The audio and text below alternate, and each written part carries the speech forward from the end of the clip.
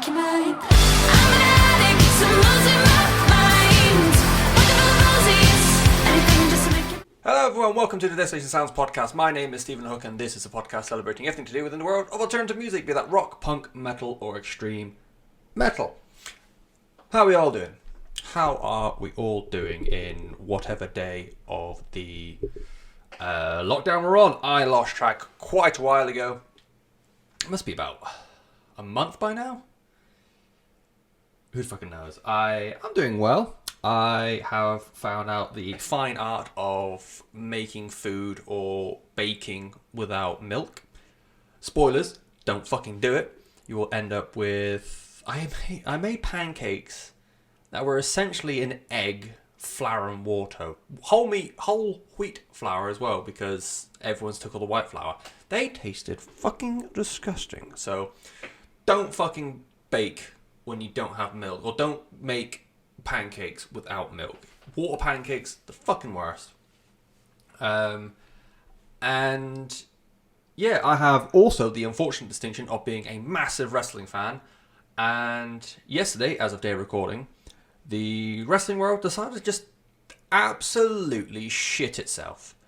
It's already been quite icky being a wrestling fan anyways, because the two major companies in the world, actually, AEW and WWE, have continued to have empty venue shows in various different parts of the country. I think WWE have predominantly emanated from their training center in Tampa, and AEW, I think, at the MCM Grand, but I don't know where that is.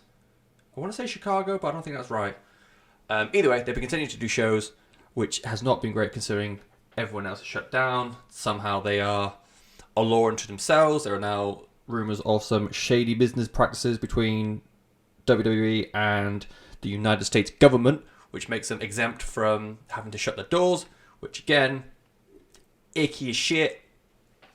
And yeah, yesterday, in the middle of this lockdown, independent wrestling companies have had to shut down for a while. Independent everything has had to shut down for a while. WWE decided to release 20 on-screen characters, along with a bunch of backstage like producers and basically the kind of people who keep the show running.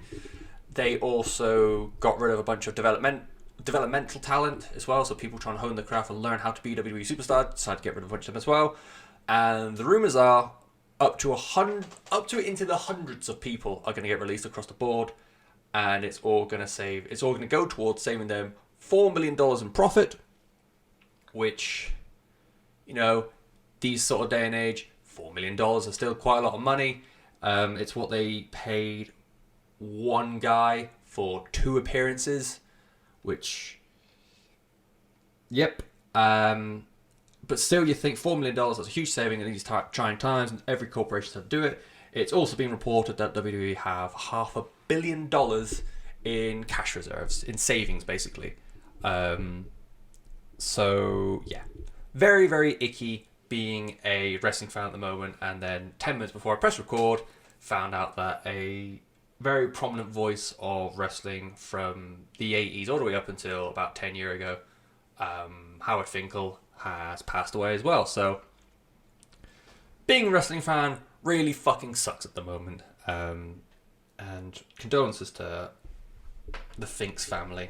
He was a very, very good announcer and presence in wrestling. And yeah, everything fucking sucks more than usual. So when I said I'm doing great, apparently I'm not. But let's move along as best we can. Let's not talk about terrible corporations. Let's talk about some music instead. This week, I'm going to be reviewing albums from Lizzy Farrall, Mourir, and Irist. I probably should have given a little bit of background to each of those artists because I don't think any of them are particularly big and known, but just means you're going to have to keep paying attention to find out what comes next. We will start though with a more familiar name. We're going to start with 4 Years Strong, and I can't believe it, but their 7th studio album that doesn't feel right to say. Oh well, because I've grown up with For You Strong being quite prominent in my general music bubble. I know a lot of people who are really, really into For You Strong. It's their 7th studio album from the Worcester, Massachusetts act. It's called Brain Pain, and it's their return after 5 years after 2015's self-titled album. Some quick maths. I've always found For You Strong to be a bit of a greatest hits band. I've never really gone in on an album. I've never really gone in on that back catalogue. I feel like they are kind of unfairly put in with the easycore bracket of music. To me, when I think of easycore, I think of more of a metalcore style of music combined with pop punk. So your Captain Chunks, your A Day to Remember, that kind of ilk.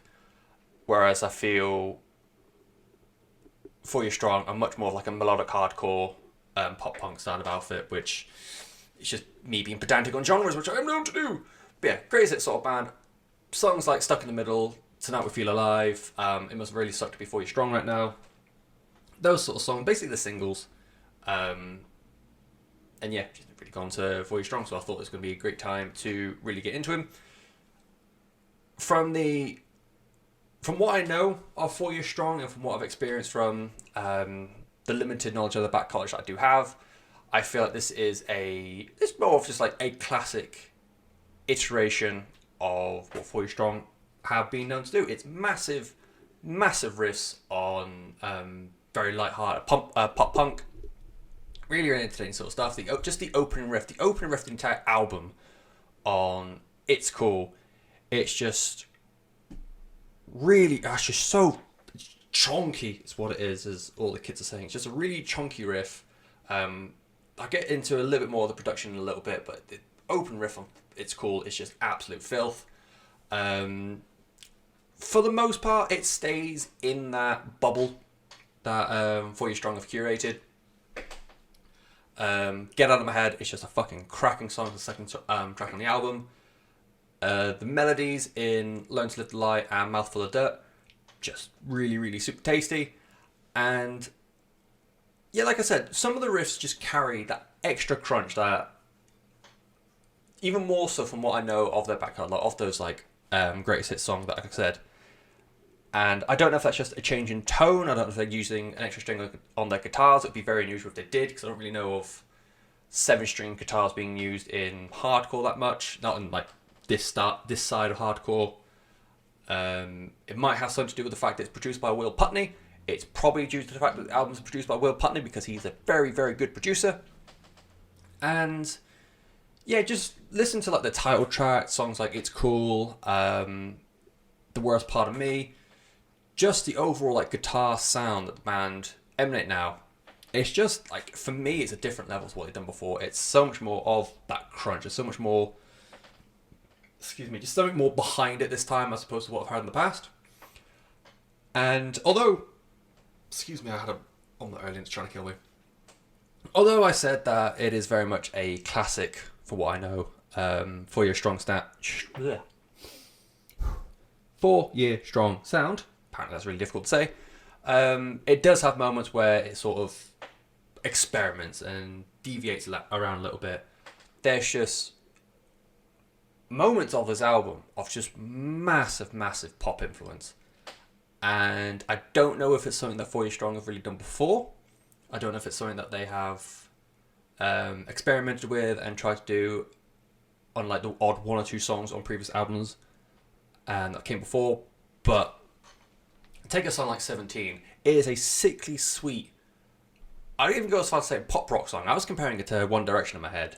The massive pop hooks is just very, very light-hearted, easy-going guitar tones for both guitarists on the song. It was, although For You Strong have got this like massive pop punk influence in them, this felt like such a difference to like the broader feeling of the album and like the album sound. So kind of caught me off guard. It's a super poppy song, but then you get to Be Good When I'm Gone. That's an electro pop ballad that really doesn't feel like it fits. or it's just very like jarring to hear it in amongst everything else. You've got really light guitars, you've got violins on there, you've got like bits of synth in there. I personally thought the song was absolute cack. I was comparing it to like the ballads that Simple Plan do, and they're not good at all.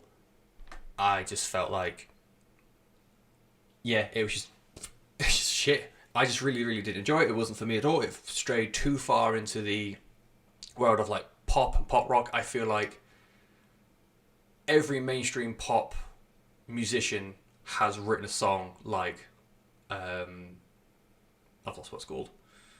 Be Good When I'm Gone. There we go. And yeah, just really, really didn't do it for me. And like I said, I don't know if it's something that For Your Strong are known to do, to have like, instead of an acoustic ballad, they go for this like really intense pop song. And they try to make like a middle ground at Young at Heart, which is the album closer. To me, I feel like it sits closer to that pop world that they tried on Be Good When I'm Gone. I described it as, it's basically pop music but with breakdowns, and I compared it to Ammo era Bring the Horizon, where they were using, obviously everyone knows Ammo by now, basically just pop music but with a little bit of guitars in there. Again, I wasn't a fan of this.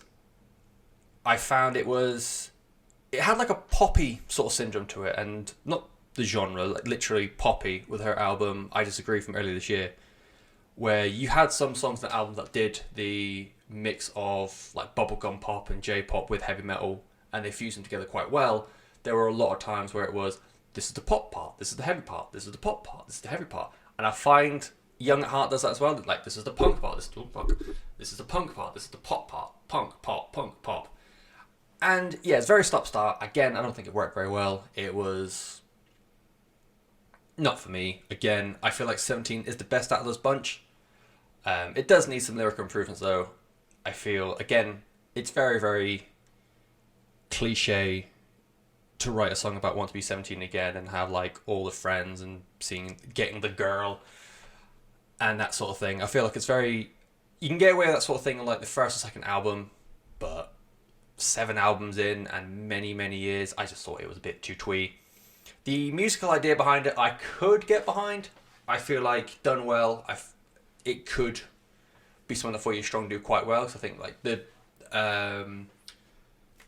dueling vocalist, the dueling vocalist could do something really, really well in that ultra pop punk kind of world. You know, Blink-182 did it really well. Has anyone else? The only other example I can think of is We Are the In Crowd, and they did not do very well at all. I keep hitting everything. Let's sit back a little bit. There we go. No, I can't sit there because that's where the album art goes. No video. Fuck. Yeah, I just didn't think those forays into pop worked well at all. In terms of like production job, again, Will Putney is just fucking class, but actual execution and actual songs, I thought they were pretty trash. But that's 3 songs on the album. You've got another 10 that are this like ultra hardcore, well not ultra hardcore, sorry, ultra melodic hardcore style of music, which it works well. The Sun's coming out over the past week or so listen to this kind of music in the sun. It's just what it's made for. It fits that role so perfectly. And yeah, if we're ever let outside again, perfect summer listening.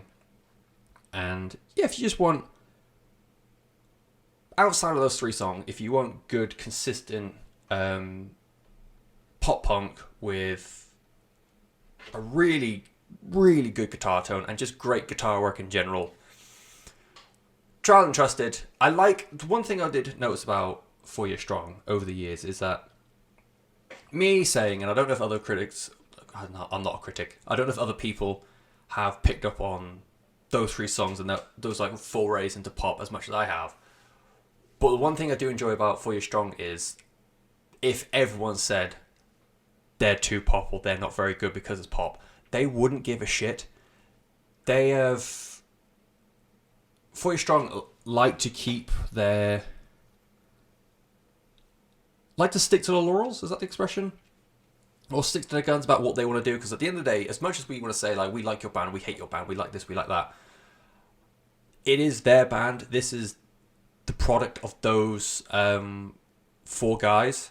So you can say, like, I don't like this, but then they've got a history of doing things that they want to do to see if it works or see if it doesn't work, or just because they want to. They made that covers album a few years ago. They made that covers, I don't know if it's covers, not fucking covers, acoustic EP or acoustic album, but the fact they even titled it something along the lines of "You Will Hate This" or "Some of You Will Hate This," it shows that they are willing to, like, push the boat out, and they are aware that it's not going to be for everyone's taste. But at the end of the day, this is their child, this is their baby that they're all collectively bringing up, and if nothing else, I think that's very, very admirable from them to want to stick to their guns for any project. Like, you look at Suicide Silence, they had one album of trying to think for themselves. Everyone hated it, or most people hated it, and then they went back to doing what other people wanted. 4 Years Strong probably will, if they haven't already, they will probably do more songs like 17, Be Good But Not Good, and Young Heart for the next album, or for like an EP, or some way to get out of the system. And yeah, fair fucking play to them. Why the fuck not? It's their band, they can do what they want. I'm just a man alone in the house, commenting on it with a squeaky ass chair. I'm sorry. But yeah, outside of those songs, if you just like big riff pop punk, and want to really relive your youth, because I know 4 Years Strong been going for fucking ages. I can't believe it's 7 albums in. That's madness.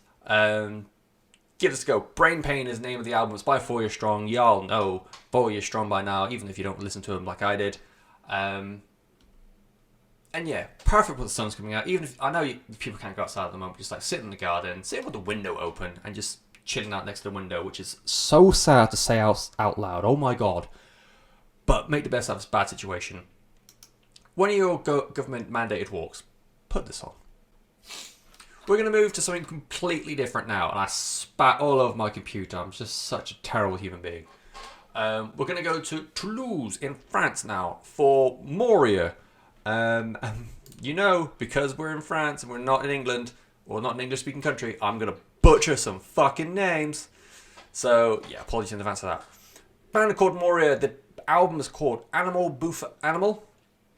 They are a French black metal band. This is their debut album. It is a spiritual successor to a one-man project called Vermine. Again, black metal project. It was led by Olivier Lolmeade. And he's the man front and centre of the new band Mourir, but this time he's flanked by members of Toucan, Selenites, and Drawers. 3 acts I know nothing about and never heard of. The only one I could find information on, I think, was Drawers. And they are a French sludge stoner metal stoner sludge metal band.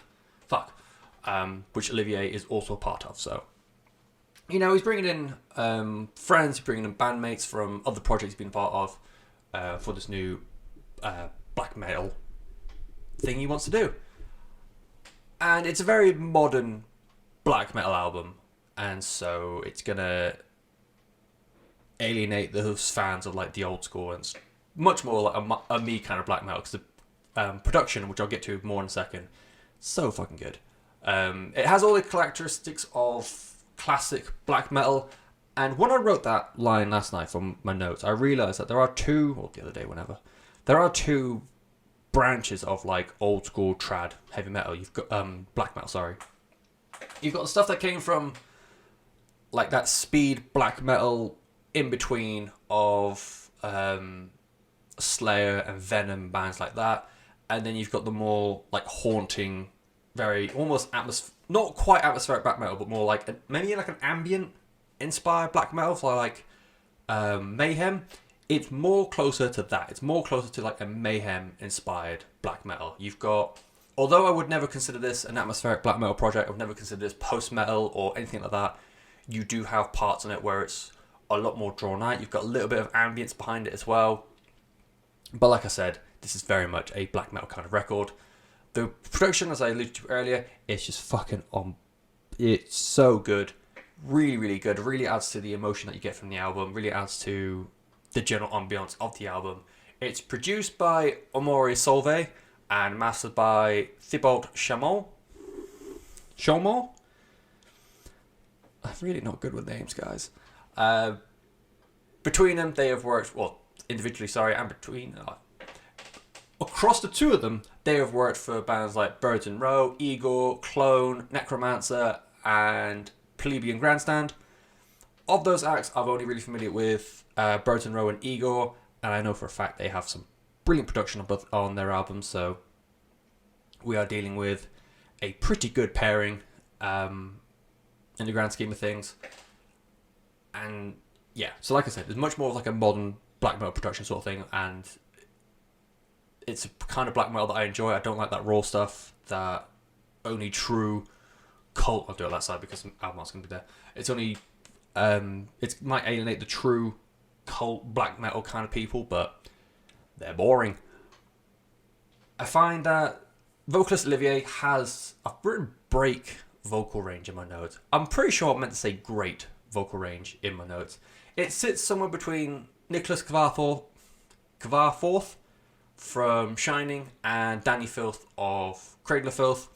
He has this incredible emotional range, that's where I got the comparisons to Kvarforth. He can sing a note, he can sing a passing, or hold a note, and it just feels so disparaging. It feels so pained. I can't remember who I compared it with a week or so ago, but the feeling of singing whilst lifting something really heavy, and this goes beyond it. This sounds like he's singing whilst like his fingers are bending further backwards, or his foot's bending the wrong way, or some other weird pain that you go through, and then he can hit like that sort of shrieking, like the classic black metal shriek, not quite to the heights of Danny, but like that sort of inflection where he can go from holding it out and all of a sudden it's just like of just raw shrill, I guess, for lack of a better term. And yeah, just that trembling anger, pain with those sort of shrieking style vocals. It's just overall a massively bleakly emotive album.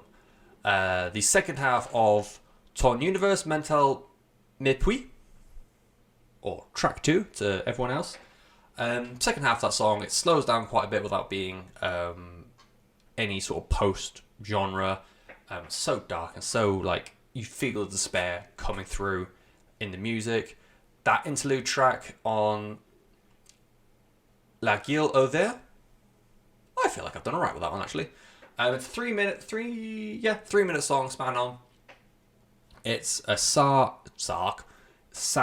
dark ambient song that really combines down really well. It doesn't feel like it's out of place, and yeah, it just acts as a really good transition track from the first half of the album to the second half of the album. Does the job of an interlude track very, very well, and you get like symphonic elements that like bolster the album as well without taking away that negativity. I find that when I listen to a lot of symphonic music, it's hard to feel sad. You can feel emotion. You can feel emotional listen to the symphonic music. The whole point of classical and orchestral music is that you feel something, and they can portray music to make you feel sad. And like you watch any film, you've got like that sad violin in the background, and then you want to cry. Whereas like with metal, when it's used in heavy metal, I just had a fucking brain fart then. When it's used in heavy metal, I find it's very hard to make it all the way to feeling sad. This does those like very flamboyant symphonic parts without taking negativity away, and it does add to that negativity that you get in like film and you get in like classic orchestral music. The song I highlighted for it was Parole de Haine. I don't think I've got that right at all. It's a really powerful, like the more black metal of the rest of the album, more of that in the opening, but then very quickly the symphonics come in and it becomes this big, grandiose, deeply sad song on the album, and that's where I feel like more the Cradle of Filth influence comes in. And yeah, the symphonic elements as well add to the drama of the title track, which ends the album.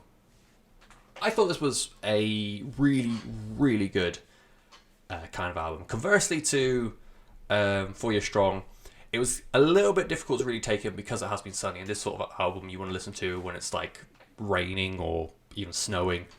But I felt like production really helps listening to it this kind of climate, this kind of environment. Although I have no idea what he's saying because it's the style of vocal. Also, I'm pretty sure he's singing in French. You do have this like overbearing sadness. Listen to it, and yeah, I just thought, as black metal goes, I don't often get the emotional range I think black metal always wants to listen to have. I think this is like one of the first ones I can say where I've listened to it like, man, it is just fucking sad. This, not like the relatable kind of sad that I get with emo, but just like I don't know why, but I feel unhappy listening to this, and maybe that's just more of like a commentary on my mental state, having been alone for a month. But who knows? If you were into black metal, I'd give this a go purely because like I don't get the old school raw black metal stuff. I can understand why it was popular back in the day and why it's made like that, but man, if you like the musical stylings of OG black metals, particularly like I said, the like mayhem side of things, fucking go for this because it's everything like that, but you can hear each intricacy that Olivier and the rest of the band are making. So yeah, if you are a fan of black metal, if you like black metal with a really good production job, go for Mourir. It's spelled Mourir, and the album's called Animal Bouffe Animal. And yeah, get some cult music in your life. Cult spelled with a K and a V. Moving on, where's he gone? There you are.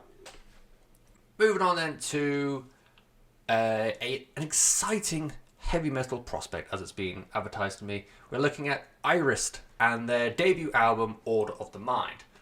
Irist emanate out of Atlanta, Georgia, but their members originally came from various parts of South America, including Argentina, Chile, and Brazil. And reading that they have they are labeled many things. Most notably that kept popping up to me was groove metal and modern metal. And when I see groove metal, I see the fact that they members of the band come from like Brazil, Chile, and Argentina. I thought this was going to be a very Sepultura, very Soulfly inspired album. It's very much not that. It's in fact a very Gojira inspired album. It wears its Gojira influence on sleeve the same way Loathe did. When I reviewed that album a couple of weeks ago, and they have all those comparisons to Deftones, while still remaining quite an individual sound. I find that this is doing that. I find that although you can, as soon as you turn it on, you can easily identify the Gojira influences, they are still making it their own. They're not just Gojira 2.0. I find if I'm going to compare them, I think Loathe did a better job of like individualizing, if that's a word, against, or like separating themselves. That's probably a better word. Separate themselves from Deftones compared to Irist and Gojira, but you know, it's not a competition. I think Loathe was their second album. I think so. The second attempt at getting that mixed together. The album, All of the Mind. Fucking hell, I can't talk. All of the Mind does carry a lot of the same influences from Gojira, as I say. You've got the big galloping riffs, you've got the searing melodies, which I think to a point are inspired from like a post-rock, post-metal kind of world. It never lets the pace drop off. It's always like quite an upbeat kind of tempo album, but you still got this like big soaring parts that add to the drama of the album, which I really, really enjoy. Rodrigo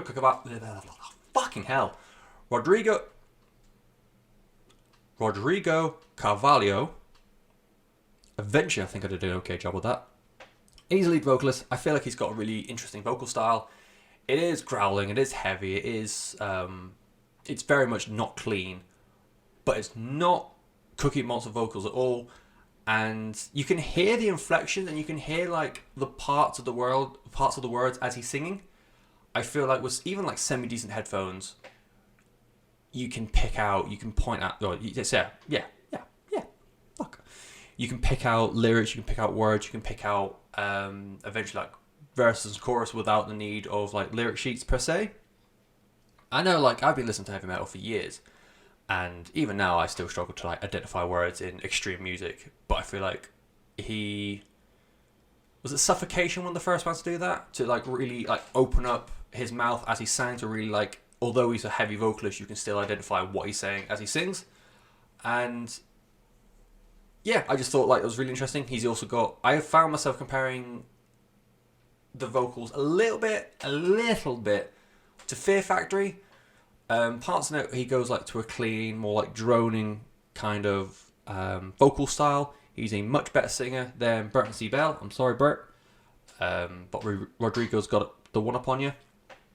So parts on, like, Fear Factory, I also found, like, the title track from Magma by Gojira and... Was it Lost Land? That's wrong. I already know that's wrong.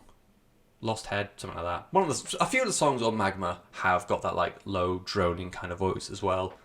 From Joe Duplantier, and Rodrigo does that as well. I feel like Rodrigo does it very, very well, and yeah, just adds to the makeup of the album, continues that, like, sort of, like, post-metal, like, drone to parts of the record, and yeah, it seems like it does a really good job. The album does not go as heavy as Gojira. To me personally, I feel like I found myself listening to, like, on one of these songs, transition from, like, the verse to the chorus, or just, like, the interlude bit or whatever.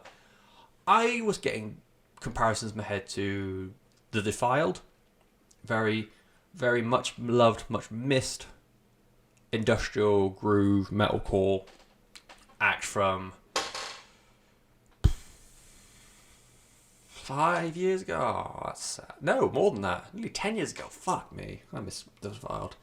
But, like, the chord progressions and, like, the melodies they had in between, or like, the hooks they had in between parts of the song remind me a lot of that. And the fact that people are comparing this to, like, a modern metal sound fits that, because I know Defiled had that back in the day as well. And that modern metal label that Irist is getting lumped with, I completely understand what that means, but at the same time, I don't know what that means. Because if someone says, listen to this album, it's a modern metal album, I have a general idea what that's going to mean. But at the same time, I couldn't, if I had to define the genre, I couldn't be accurate. I feel like it has a lot of the,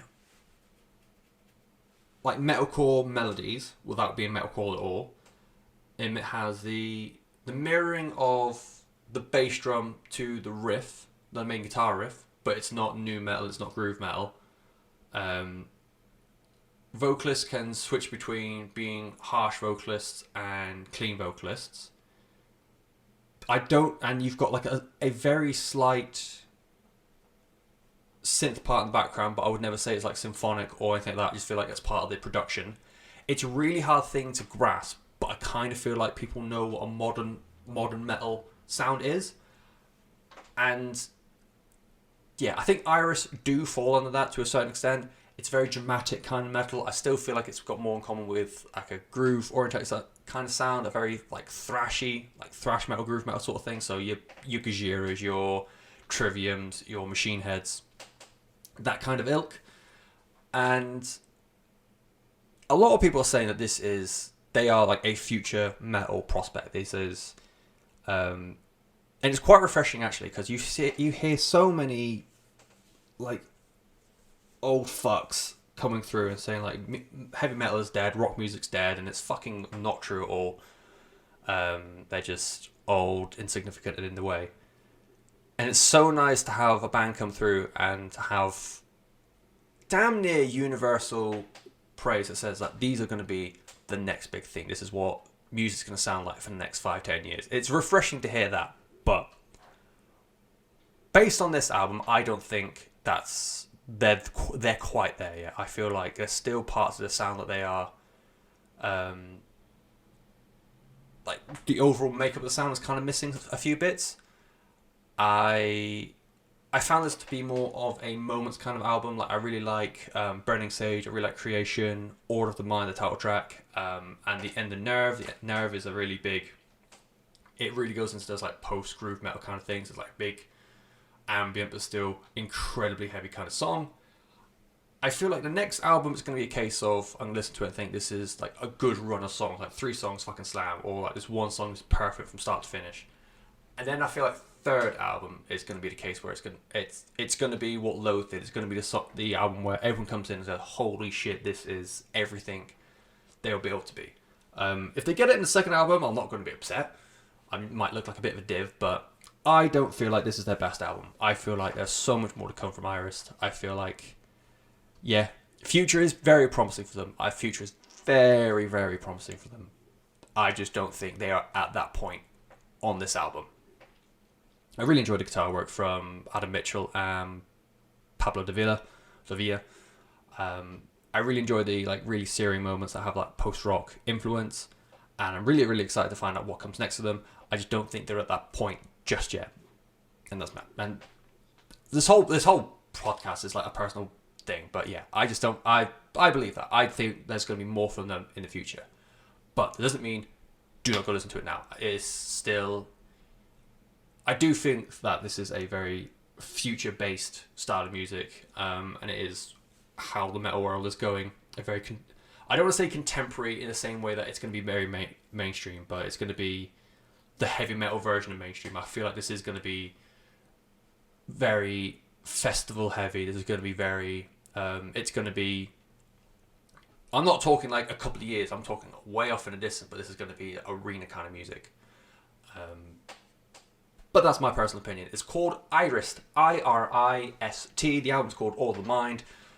Emanating out of Atlanta, Georgia, but with members from all over South America, to say. Very exciting stuff, very intriguing stuff. And yeah, do go give it a bash. Now, next up is an album that I have substituted in way of Vasa, a Scottish instrumental math rock act, but my puny little brain needs a little bit more time to wrap my head around math rock and instrumental rock at that, because it means I can't hook onto some lyrics. So hopefully that's going to come out next week. Instead, I have substituted with an album that exists a little bit outside the scope of what I usually do, but this is my show and I'm going to do what I like. It is the debut album from a young lassie, or young lady, whatever you prefer, called Lizzy Farrall. She emanates out of Chester. She is an indie artist. There's a reason why I'm not labelling her indie pop or indie rock, because she sits somewhere between the two. She just limbos between. She's got moments where it's like very rock guitar based music, and she's got times where it goes the opposite way, where it's very, very mainstream pop sort of stuff. We'll get to all that, don't you worry. But overall, no matter what she does, if it's like pop or rock or whatever, she just puts a very dark emo. It's sometimes emo. I'm gonna fucking say it. A very dark emo influence into that indie bubble. And oftentimes it is the reason why I throw indie in there is because the lyrical content can be quite dark and depressing. We will get to that in a bit, but it's often over the top of like really jaunty songs. Like you take Games for example, and another song I'll get into more like the lyrical content for it, but it's a very upbeat, happy sounding song. When you take apart the lyrics, it's all about like it's a shitty relationship, and I think wanting to get stabbed in Liverpool. I might be completely off, but I'm going to explain why I think that in just a little while. But first, how I got there. So I found out about Lizzy. It must have been a Bandcamp deep dive. That's what I'm looking for. And I found the song Barbados. It was the lead single from the EP coming out the same name. It was fucking good. I love that song. Really, really catchy chorus. Had that like almost like goth rock new wave sort of influence in indie.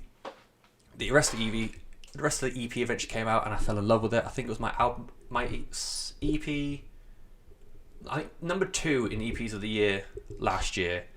Only beaten out by Blood Command. I think definitely top 5. I thought it was absolutely brilliant. I really, really liked that EP. Really, really was looking forward to the album, which became Bruise, and very excited when it came out. I was quite gutted when I tried to pre-order the physical release and found that they had sold out. Feels bad, man, but here we are. Still get to listen to the album. Overall, musically, I hear bits of indie. So before, there's lots of pop in there. There's synthwave, there's shoegaze, there's new wave, lots of Ave kind of sounds we didn't realise before. Open the album up and you get Addict, and that's a massive, like, 80s synthy new wave kind of song. It's fucking great. But overall, all I do is just back up Lizzy's incredible vocals. The one biggest thing I fell in love with her style of music was her vocals. She can hit this like really deep, powerful notes, like you listen to Gaslighting and Not for Six, and they're the kind of notes that when you try to sing along. I tried to figure out a way to describe this last night. I could not fucking do it, and I'm going to sound like a crazy person. But when you sing along, you can feel your throat open up to try and get more air out to really hit those like really low notes. And she just fucking does them seemingly with absolute ease. She can bounce that by going to like the really twinkly, high-end pop notes, like in Knight Rider and Love No More. But the kind of notes that I really, really enjoy are just, the only way to describe them is big, belting notes. I try to find a contemporary, but my knowledge of female singer-songwriters is very, very minuscule. So, really sorry I can't find like a comparison for her, but just listen to songs like Addict, Games, Barbados, where she can hit like really dynamic notes.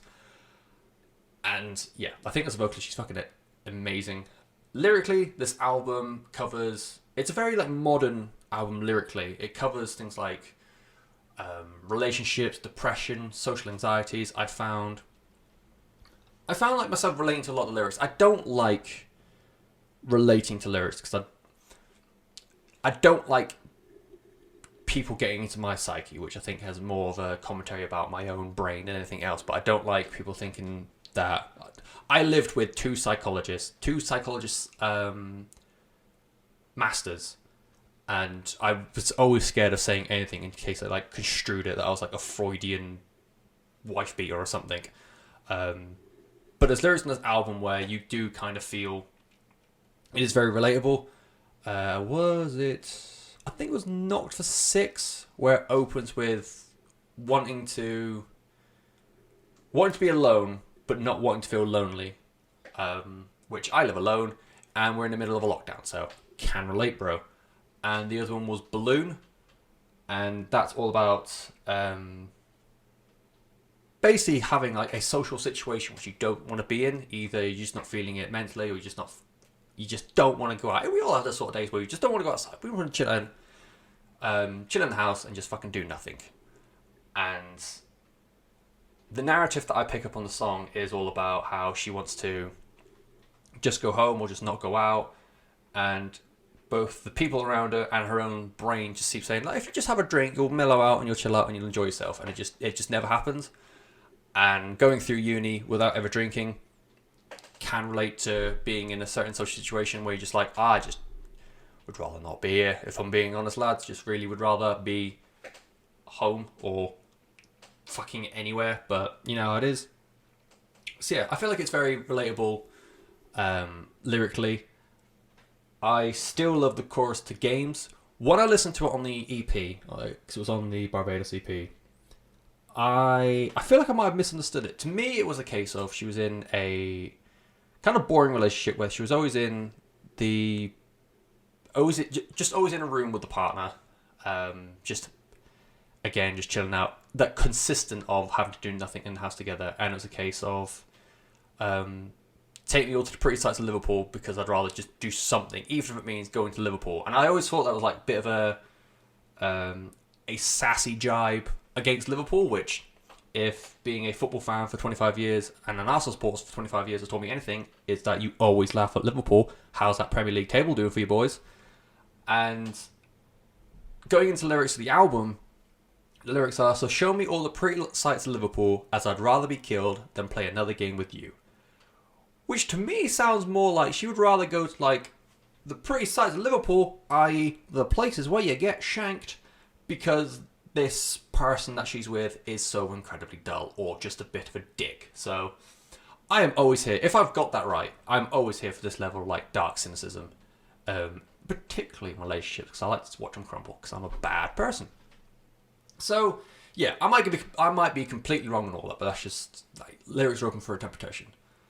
And that's what I got from it.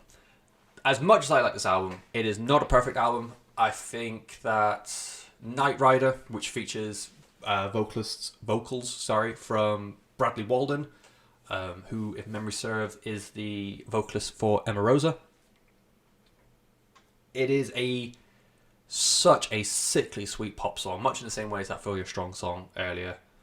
And I just can't hack it at all. As much as I love this album, I cannot hack it at all. It reminds me of Red era Taylor Swift, when she was going from that country pop phase into that like very contemporary pop artist. Still having that little tinges of guitars in there, but it was very much a pop sort of an album. This is what this does. You've got a little bit like the organic music, organic instruments in there. So you've got your guitars a little bit, you've got your drums, but there's so much like simply pop in there. But I can't deal. Basically, I just did not like it as a song. It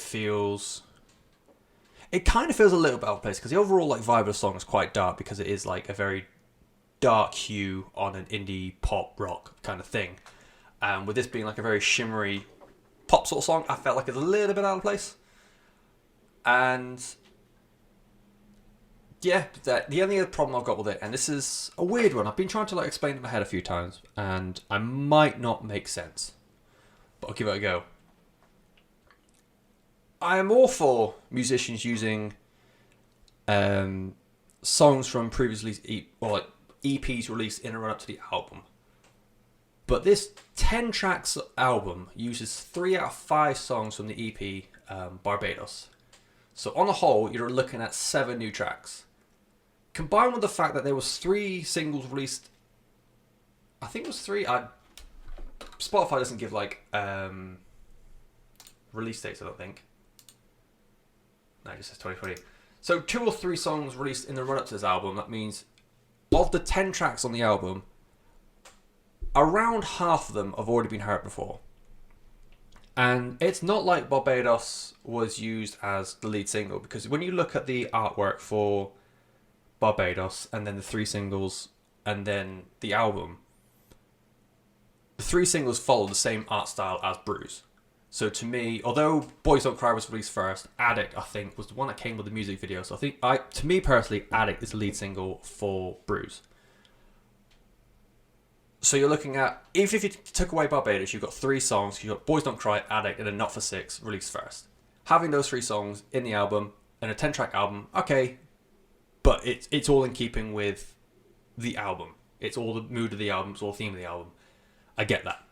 But when you're using songs that you've already heard before, if Not For Six was indeed released first, you're looking at 6 songs that have already been heard by general populace, and there's only 4 new songs. I don't know if I'm making mountains out of molehills, or even if I'm not even getting my point across very well, but I just think if it was a 12, 13 track album, you might be able to get away with maybe like 2 songs from the EP. Maybe keep Games and Barbados. I think they fit the overall theme of the album much more than...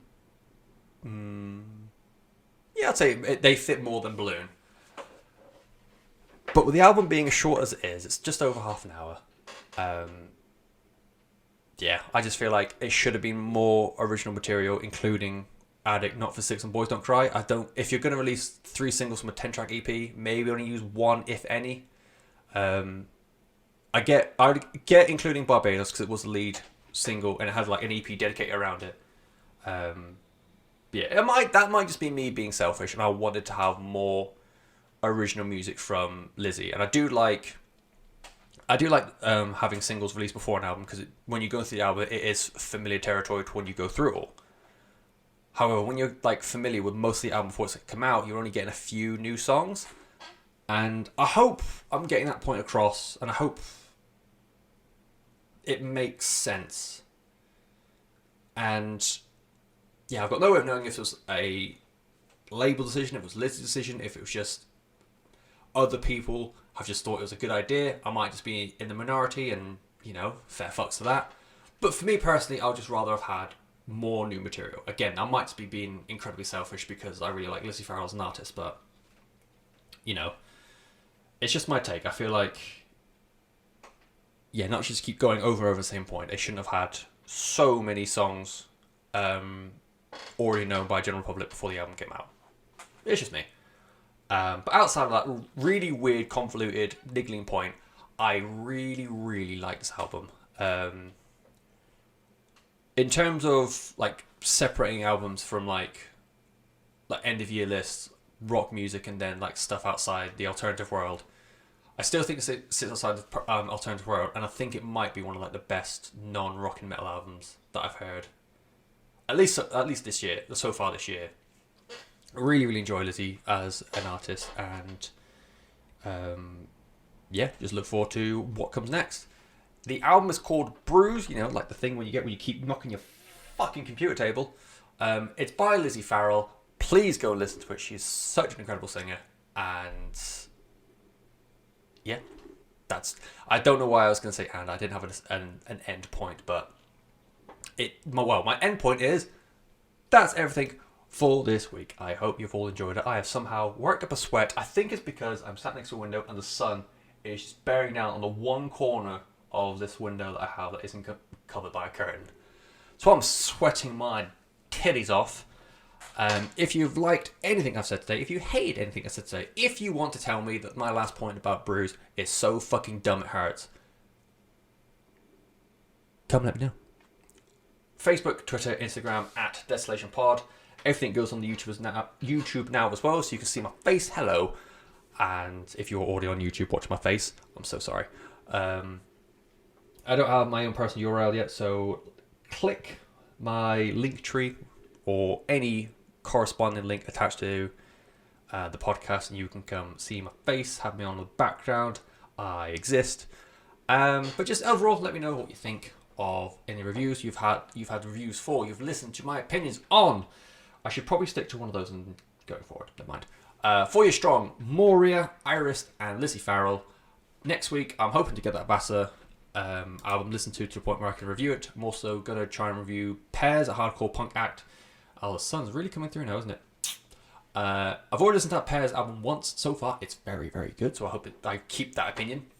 13 Crows, which is like a rock and roll, punk rock kind of outfit.